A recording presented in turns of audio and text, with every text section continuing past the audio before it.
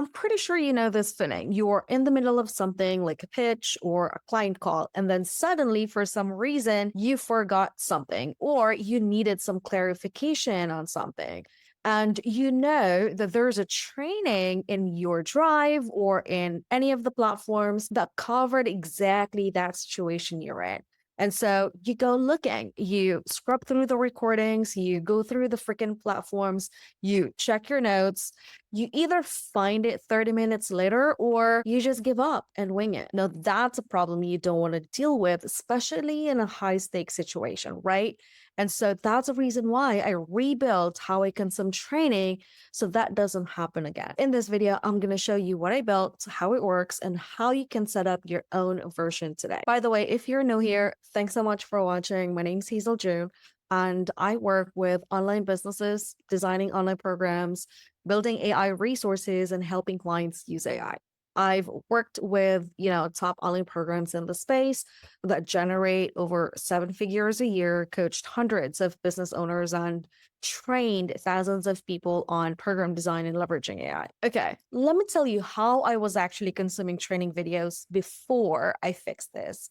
I've signed up for probably hundreds of courses at this point. I stopped counting because it's just way too embarrassing. I mean, it just shows how much of a course hoarder I was because I was too addicted to new shiny things. I was always chasing new things, new strategies, new tools, all of the things.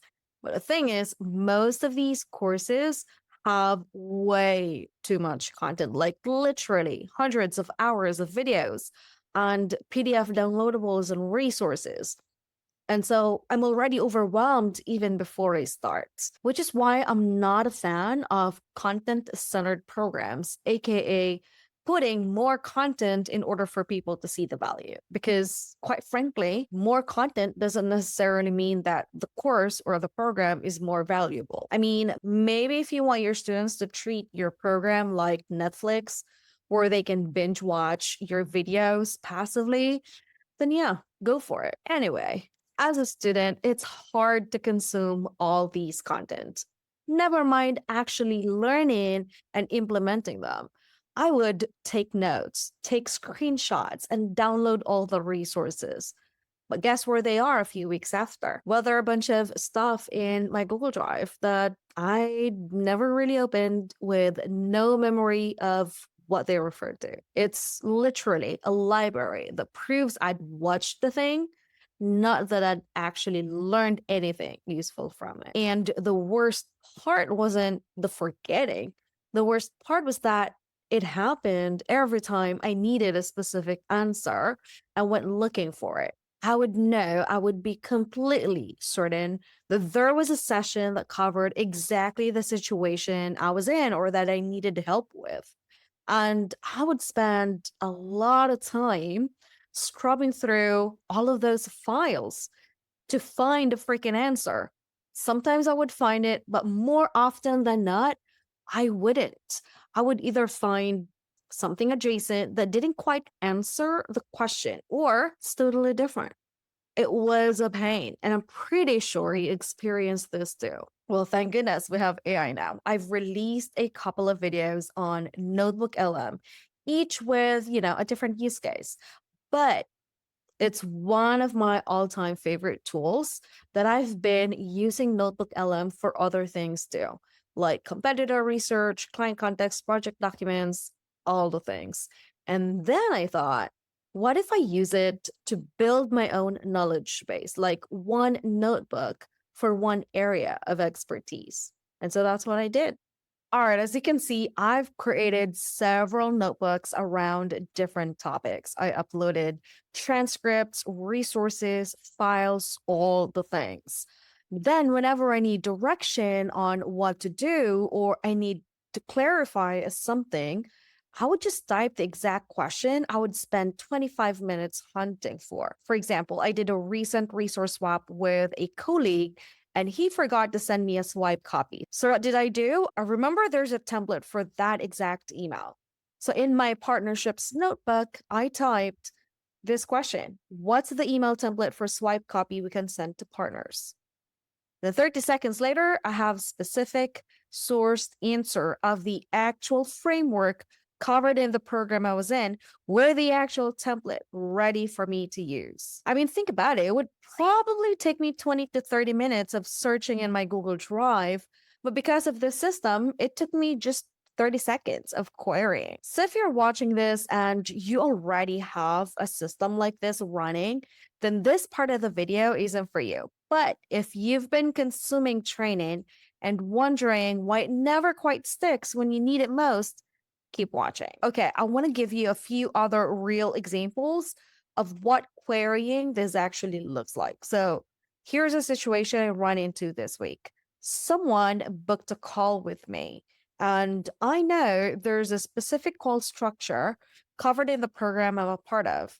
So I accessed this notebook and asked the question. What are the questions that I need to ask during a sales call? As you can see, I got specific answer with the suggested scripts and questions. Took me less time than opening a couple of folders in Google Drive.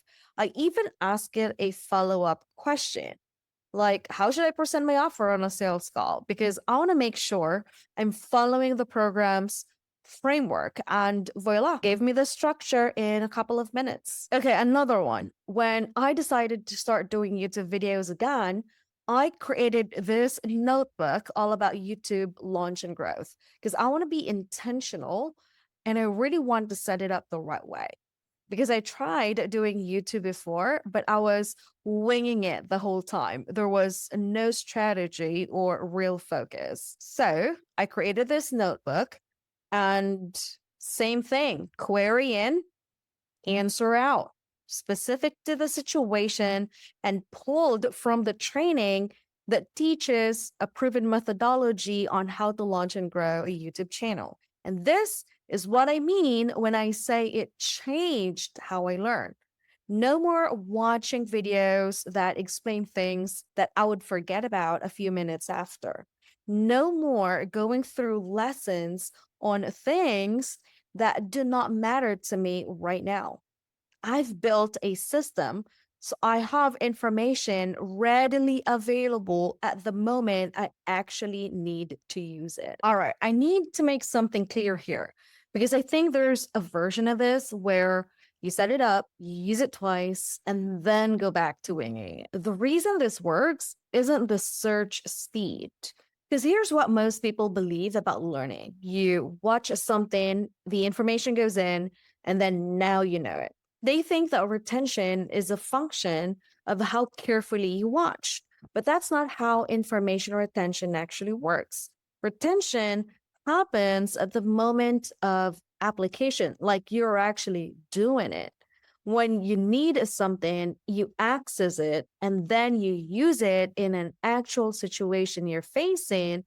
That's when information becomes part of how you operate, not the watching, but the actual execution, the actual implementation of the thing. Now, here's the problem with passive training consumption.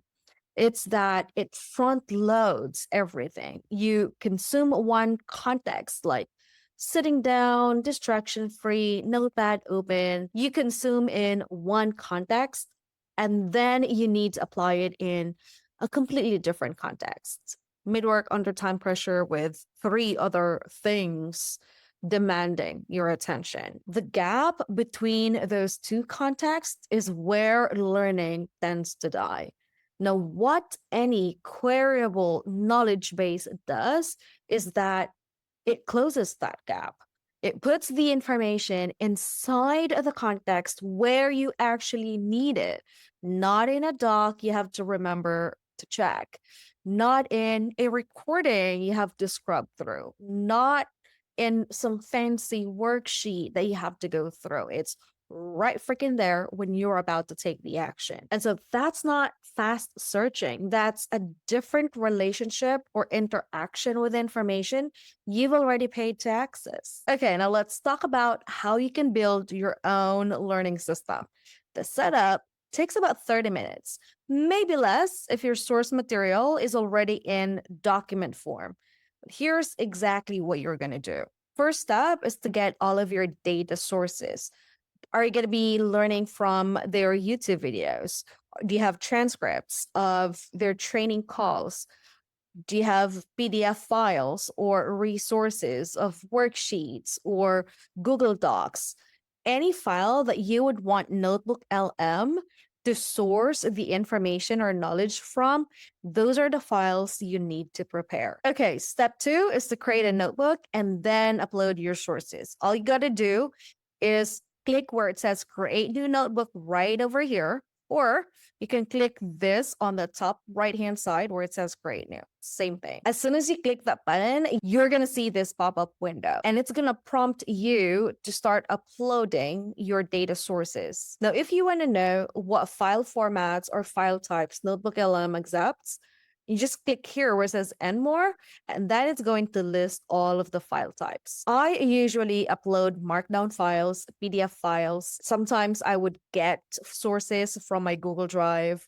Most of the time, I would get sources from YouTube, or for certain content where I couldn't upload it for some reason because it's outside of the file types NotebookLM accepts, I would just copy the entire freaking thing and then paste it here. Okay, now let's start uploading files. Click here. Now, in my case, I have a bunch of markdown files I've already created earlier. And so all I got to do is choose all of this and then upload them. So as you can see, all of the files are now being uploaded in NotebookLM, and it's going to start creating or naming your notebook depending on the overarching theme of the files. So I'll just rename it test demo, but obviously you can choose whatever name you would want. Now, one thing I want to point out is that sometimes the names of the files on the data sources section or panel of NotebookLM, they don't necessarily reflect or describe accurately what that file is about. And so sometimes what I would do is I would rename these files. So for instance, let's just say instead of sales.md, I can rename it. Just click the 3 dots here and then rename. And then, for instance, it's not just about sales, it's all about, let's say, sales psychology. But you get the point, right? If any of the names of the data sources do not accurately describe what it is, I would just rename them. Now, once it's built, all you got to do really is just start typing your questions, whatever it is that you need clarifications on, whatever it is that you need some guidance on regarding the topics that you have uploaded in this notebook, you can start asking those questions here, kind of like what I've shown you earlier. And that's pretty much it. Once it's built, it doesn't really take any more maintenance. All you got to do here is just start asking it questions and start maximizing this learning system. And then, of course, if there's any new material around the topic, then you can always upload and continue to add sources. At the bottom of this pop-up window, you're going to see how many files you can actually upload. So in this case, because I have a paid workspace plan, I can upload up to 300 files. If you have the free plan, it may not be the same for you. But anyway, regardless, you will be able to upload a lot of files into one notebook. My suggestion is to focus one notebook for one topic. That way, that notebook is just focused on one topic that you want to learn about. Now, one last thing, speaking of maintaining your notebook, if there's any outdated files, then obviously you want to remove them. It's so freaking easy to do it. Just hover your mouse over to whatever file you need to remove. There's going to be 3 dots that's going to show. Click that. And then there's an option to remove the source. You're going to get a confirmation window. Just NotebookLM double checking if you really do want to delete the file. So all you got to do is click delete and it's gone. Now, this is such a really efficient way of learning, at least for me, because now everything, all of the information that you currently have access to, You don't need to memorize them. You don't need to be super familiar about all of the things because you can just easily create a knowledge base that you can query every time you need it. And the beauty is you can interact with it. So if there's something that you need clarification on, or you want to push back, or something is unclear, you can always ask follow-up questions. Ain't that fun? And that's what I love about this system. It's not only efficient, it's also interactive. Now, if you want to see the broader system this fits into and the other use cases, workflows, and systems that I run in my AI operating system, make sure you like, hit, and subscribe. I create videos every week on AI systems, productization, and building a solo business. If that's your jam, stick around. I'll see you in the next video.